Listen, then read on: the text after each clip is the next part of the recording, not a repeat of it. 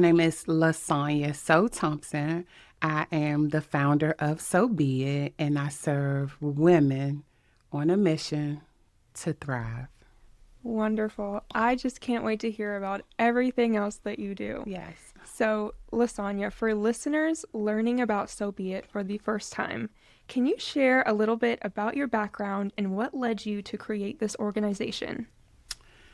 SoBeIt is a women's organization that I created about 8 years ago, maybe not, almost 8.5 years ago.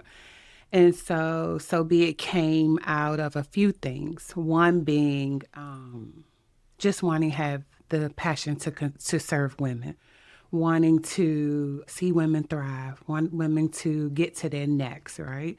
And so the mission of So Be It is to develop women for greatness, taking them from where they've been to where they aspire to be. Through that journey of creating So Be It, my own personal journey allowed me to say this is not only necessary for them, it was necessary for me. So 2015, I thought I got bit by a spider and went and did the doctor thing. Doctor said, yes, take the medicine, you'll be fine in a couple of weeks. Well, it got worse. And so through that, I started to develop wounds that would last well over months, couldn't figure out what was happening, that particular wound. And interesting enough, doctors didn't know what it was. They were like, oh, we think you're a mystery. We just don't know. And so I went from doctor to doctor trying to figure it out. And through that, it was a lot of pain. It was agony. It was uncomfortable. But every day I woke up making great efforts not to look like my situation, right?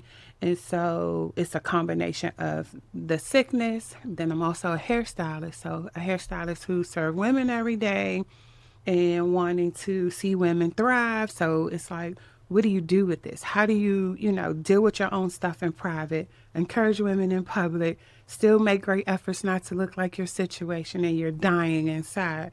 And so I started to figure out, like, how can I serve to my highest being and make sure that I take care of the things that I was purposed to do. And that's how So Be It came about. I working in a mental hospital, I saw that there wasn't always liaison or some kind of wraparound service that will talk to their mental, talk to their compassion and their self-care, more so just housing and, how do I call it? Food, things like that. I wanted to be another added level to that. And so Be It became that. My nickname is So hence the name So Be It. And to be honest, it's just a lot of levels to it, right? The sickness was definitely one of those things that made me say, how do you keep dealing with this? How do you keep your own sanity? And so, yeah, So Be It is now developed. We are a women's organization that provides goal setting classes, vision boards, and our signature is women's retreats. We've been to Orlando, we've done North Carolina, DC, and our last one was just in Arizona. And if the Lord's willing, 2028 will be in Ghana. Wow, that is just truly amazing. Just hearing about all the things you are doing, have been doing, it is so inspiring. It's uplifting, and it's so amazing to know that this is a resource out there for women who are needing it, are looking for just Yes, kind of like that guiding light. And the fact that you're able to provide it, there's nothing better yes. than that. And one of the most meaningful parts of your story is that you chose to not let your circumstances define you. How did you develop that mindset of continuing to push forward even in the hardest moments? It wasn't always easy, but my faith, I had to tap into it. And I had to say, okay, God, if you chose me to be the vessel to carry this disease, you got to give me the peace to deal with it. it was agony. It was a lot. And I didn't think any human being should have to endure it. And particularly when you don't have doctors really knowledgeable about what it is. So you don't know how to treat it. And so you get misdiagnosed. And so with the misdiagnosis, it's hard to, they just giving you medications and they're still not working. So the biggest thing for that was definitely my faith, just being able to increase it and putting things in perspective mentally. So I started journaling. I started writing affirmations just to encourage myself. And those things were huge, just being able to, as reminders that this isn't the end of your story. Yeah. Absolutely. Well said. I love how Yeah. you put that. Um, and back to the name So Be It is so personal and powerful, especially your nickname So woven into it. What does that name represent to you and the vision you have for the women that you serve? So is my nickname. As I said, I got it when I was in cosmetology school. One of my classmates was like, Lasaunia's too long. I'm going to name you So So. I don't know where So dropped, but along the way, I just became So. Creating So Be It, later I learned that So Be It also means Amen. And so having that as a seal of the deal, having that as a covering, having that as, okay, no matter what you're doing, we're going to seal this with the amen. And so it means no matter what, so be it. It's going to happen. It's going to be okay. You don't have to stress and worry about it. God already said it's done. He sees you, So I started to add all of those things to it, and it was like, amen. It was just meant to It be. was just meant to be, absolutely. And people will walk up to me and be like, "So be it," and so it then become a buzzword, right? But not know they may not even know that they're saying "Amen" to me for what has been done. Absolutely. Yes, Thank you for explaining that. yes. And your career path is incredibly layered from cosmetology to education, disaster relief, mental health, wellness support, and community advocacy. How have all those experiences come together to shape the way you lead and serve today? Each one of them had their own significant part, particularly cosmetology, because I was a cosmetologist for about 13 years in a mental hospital. So being able to see women at their lowest and to be able to transform them with hair care services, with words of encouragement, teaching them wellness classes, and seeing the result of that has been incredible. Even disaster relief, like I could not have done the job at the mental hospital had I not gotten a job in disaster relief, because that definitely showed me I was made to serve.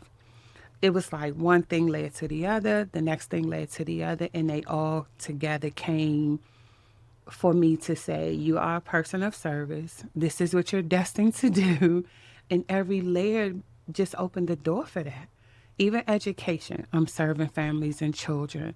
Even with the disaster relief, serving all people, even being in a community. So I'm not always limited to women, but I am, it's my top layer driving force, right?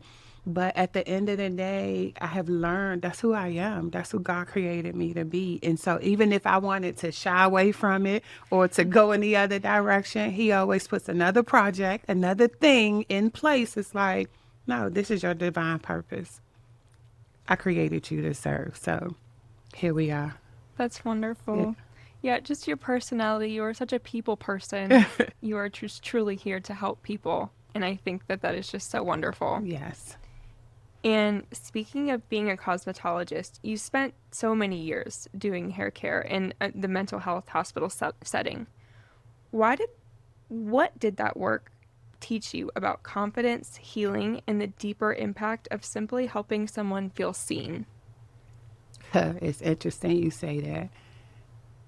I feel like sometimes I grew up not being seen. And so it's important to me to make sure I see people. It's important to me to make sure I show up. So working in that arena, I wanted to not put them in a box to say this lady was homeless or this guy, he had whatever. Who am I to put a label on them? I am here to make them look better. I am here to make them feel better. And so I hope that every time they sat in my chair, I did that. And not don't disregard of the thing that they came in for. Don't put them in a box to say, well, they committed a crime, or they're human beings at the end of the day. And so if I can separate that and actually just see them as a human being who need to come get some hair care services, who need some wellness, let me make that happen for them. And so 13 years later, that's what I did. Wow. It truly is just kind of a personalized experience. You're Yes. meeting them where they're at, you're not Yep. judging them, and you're just there to simply help. Yep.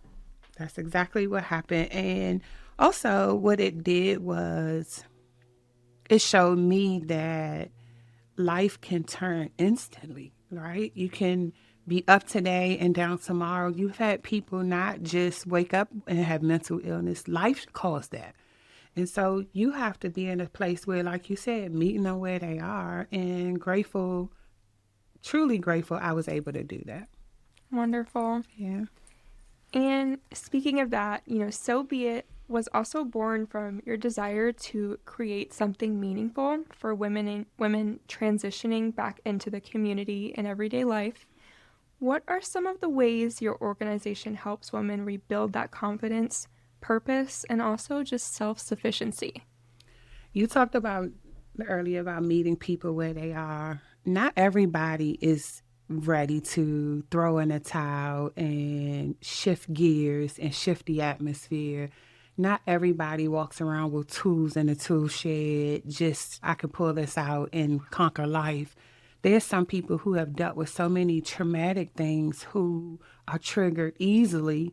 And so with So Be It, when we create the women's retreats, I do my best to, with the theme. So each retreat has had a theme. So we've had the self love retreat. We've had Do It Bold, Brave, and Beautiful, Relax and Release. So there are themes to them. And in those themes, creating that workshop that's going to give them tools for that. So we've brought in presenters who can do that, right? And even down to the swag bag. It's a theme, but the theme is also tools that's going to help them. So whether they're affirmation cards, whether they're journaling, whatever it is, I'm going to do my best to meet them where they are in their thoughts. Now, can I always help everybody? Absolutely not. But if I can, I'm going to do my best. This last retreat, we had 23 ladies to come. And so I was excited to know that, okay, and we sold out in 3 days. So it's like, okay, I'm working. It's happening. It's coming together. So those tools are, if it's a sermon, if it's music, we create a playlist for the retreat. Anything that's going to help you center yourself, take the deep breath. If it's, we have breathing classes, yoga, like all the things that's going to help them get to their next. Because unfortunately, it's not always readily accessible. So hopefully I've done that. Hopefully So Be It will continue to do that. Absolutely. Yes. And just kind of being in that group setting, sometimes it's easy to feel alone and feel like you're the only one Yes. struggling. And being able to be in such a powerful group of women like that who might share the same struggles, you can really just build on that, learn from each Yes. other. And I just think that's so awesome that you're able to provide a setting like that. And it's actually happened. I've had ladies to come on a retreat by themselves who conquered their fear and coming by themselves, but left and said, I feel like I've been with these people all my life.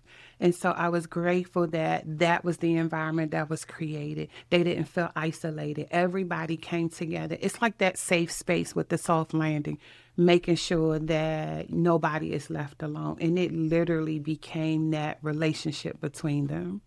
I was about to say, you probably made some really great friends Yes, along the way. absolutely. Like almost like family, I'm sure. Yes. Wonderful. And you've also taken your personal health journey and turned it into advocacy through All Things PG. Can you share more about that organization and why raising awareness around rare diseases have become such an important part of your mission? Wow. I don't even want to cry about this. All things PG. PG stands for pyoderma gangrenosum. So for 7 years, I battled this rare disease. Didn't know what it was. Doctors didn't know what it was. And so it came with sleepless nights. It came with agony. It came with wounds that would last well over a year. It came with medical bills. It came with excruciating pain that I couldn't even describe. It also came with awareness for myself. And so, PG, when I got the diagnosis 7 years later, I had already been a part of a Facebook group. And so, in there, we help each other. We give as much information as possible. This is a rare disease. People don't really know about it. People don't really have all the clear diagnosis for it. Most times people are misdiagnosed. I was misdiagnosed a few times before I got the clear diagnosis. And unfortunately, it's like you're a test dummy, right? It's like, test this out, see if this works, test this out.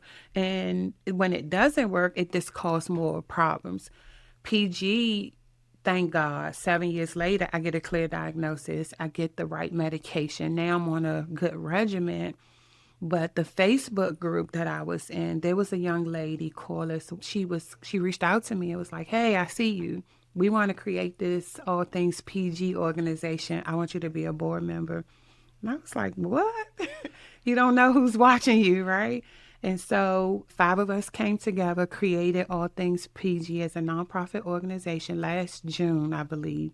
And so we've done some great work. We've won a couple of grants. We've done a PFAC workshop. We just launched our first fundraising campaign for Rare Disease Days back in February. And I'm excited about this organization because what it does is bring awareness to people who simply don't know what it is, don't know how to get resources, don't know who to connect with. And right now, there's a little over 4,000 people in our Facebook group who either are caregivers, who are providers, and who actually live with PG. All Things PG is one of those things that before it's all said and done, the world will know about it. Pyoderma gangrenosum, rare disease, is something that people have committed suicide from. People have suffered in silence. People have been in spaces where they just don't know what to do. So rather it's finances to try to get it done, or, get the right doctors, or just being able to have a name for what you have. 7 years I battled this disease without a name. I mean, that's kind of one of those things. It's like, what am I going to do? Like, just take me out already. Like, because that pain was my sheets couldn't touch my skin. We talking about 100% cotton sheets can't touch your skin, right? Just trying to get through those journeys and processes and nuances. It's like, I am eternally grateful that I had a rheumatologist who stuck with me, and she was like, "I'm going to help you figure it out. We're going to get you to the healing space." I haven't had a wound since March of 2021. Wow. This month, March of 20. What's the date of today? The 24th? Yep. Almost close to our 21st. March 21st, 2021. I rung the bell and haven't been at wound care since. And grateful I got the cocktail of medication that's helping me live a normal life, that helps me, my skin is healed and I don't have the pain and all those things. But this organization, we're doing our best to get the word out. We're doing our best so people can support us, also be able to receive support. And so we're going to start in April. We're going to start doing monthly meetings where people can attend virtually, and they'll be able to bring their families, their caregivers. Some doctors, we have a dermatologist that sits on our board, Dr. Ortega, and he has been phenomenal, just guiding us. He helped me understand my own journey. I had uveitis when I was in my early 20s. Didn't know what uveitis was, didn't know how to deal with it. But uveitis is also a disease that affects your eyes. Well, all those things kind of come together. I also live with a rare disease called May-Thurner syndrome. So now, and I have rheumatoid arthritis. So then when I speak to Dr. Ortega, he puts the pieces of the puzzle together for me to see, oh, I see how this works with this and this works with that. And now it makes sense. But being on a biologic, everybody doesn't get to be on a biologic. They can't afford it. I take an injectable needle every 2 weeks. I take another medication weekly just so I can continue to live this great quality of life. With all things PG, it is my desire to get this information to everybody who needs it. People should not have to go through what I've gone through. And I know people who go through worse, right? But your story is your story. And yeah, if I can help, I'm going to help as best as I can. If I can encourage, if I can point them in the right direction, that's what I'm going to do. Yeah. Absolutely. And to just be able to speak from personal experience, Yes. to know what it's like to go through it, to deal with it, and for such a long time too, as Yes. being labeled as almost a question mark. Yep. You'd never want anyone to go through that. So the Yes. fact that you are able to lead from that, spread that awareness, I think that is just truly incredible what you're doing. Thank you. Thank you. And, one of the strongest messages from our conversation was the importance of mental health. Why do you believe mental health is such a critical starting point for healing, wellness, and personal growth? Everything stems from our mind.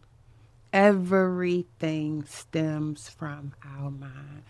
We make decisions. We don't make right decisions. We make irrational decisions. Like everything starts in our mind.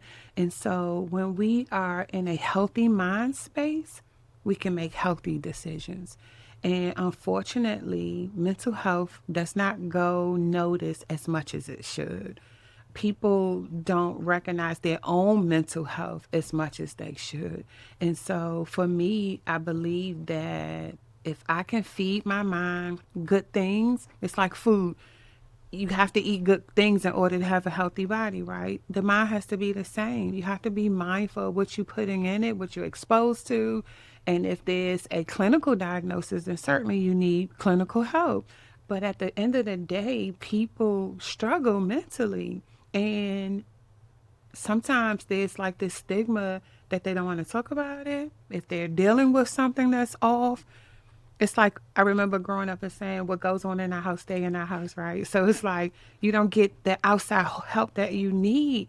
It's 2026. Go outside and get the help that you need from whoever you need it. Of course, do your due diligence, find the right resources to get what you need. But your mental health, you can't thrive if your mental health is off. You can't. You can't live a joyous life. You can't live a prosperous life when the mental health. I know when my mental health is off. It's like, take a step back, take some deep breaths, go center yourself, go write it out, get it off your head, get it off your heart, save your soul, journal if you will, but do whatever that thing is to help you regain and control your mental capacity. Absolutely. Yeah. I like how you described it as the center, because it Yeah. truly is. It's the building blocks that we go off of how we live our life, how we help other people. Yes. So if we don't take care of ourselves, it's hard to help others. You can't do it. Yeah, You can't do it. Yeah. And unfortunately, we push ourselves to keep doing it and we end up plummeting down and it's a disaster. Yes. absolutely. No, I think that's wonderful advice for anybody, Yeah. everybody and anybody. Yes. And kind of a pivot, you have some exciting things on the horizon, from your continued fundraising campaign for all things PG to your affirmation cards and upcoming journal. Can you share a little bit about what you're currently building and what people can support or look forward to? Absolutely. So, all things PG definitely is a project that we're working on. And I also got an opportunity to collaborate with 14 other ladies. And we got to tell our story in this book called Turning My Pain into Purpose, Volume 2. But I got to write a chapter in this book. And it was laying out my journey through PG and SoBeIt in developing women for greatness. Being able to tell my story and share this journey with the world has been a phenomenal experience. Never in my life thought I'd be in this space, sitting on a podcast, telling my journey, right? A couple of years ago, I won a speech competition and I got to go to Canada to tell my story on a big stage. But you never know how life is going to come out. So be it, through my So Be It journey, I used to do something called Tiny Tidbit Tuesdays. And I would share some tools, tips, and encouragement to people. Everything that I was giving to them, I was giving to me. So in that, I also got to create some affirmation cards. And the affirmation cards are 32 cards in a deck. And I'm excited about them. They are volume one. I'm also working on a journal to go with them. So prayerfully by this summer, the journal will be ready. Yeah. So be it project daily affirmation cards. I flip them every day like I just bought them.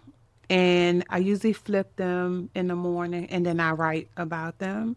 And every single time it aligns with what my day is bringing. Wow. And so I think I released these affirmation cards December 2024. So they're just a little over a year that I've developed them, but I'm excited about where they're going. Yes. Absolutely. I remember when you were first telling me about them, I was like, I think that idea is so cool, Yes. and such a great thing for everybody to have. Just kind of a little Yeah. reminder to know where you're going. Yes. Know where you're going and also just being able to have some tools, right? So have some tools in your tool shed to, I'm having a bad day today. Let me flip this affirmation and center myself. And you get some directions in the beginning. It's like take a deep breath, center yourself, flip a card, let it align with your life for the day.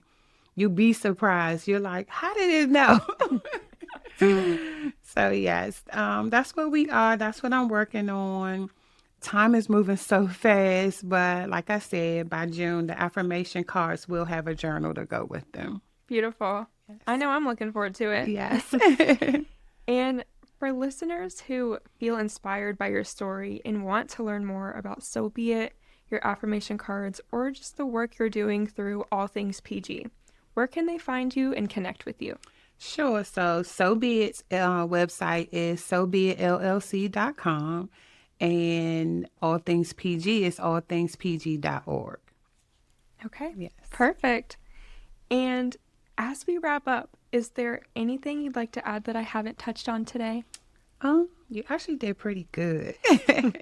I will say this though, as I think about my own journey and I think about just how everything comes together, we never know what's going to happen to us. We never know where our feet will land or what we will endure. But whatever it is, take it in stride.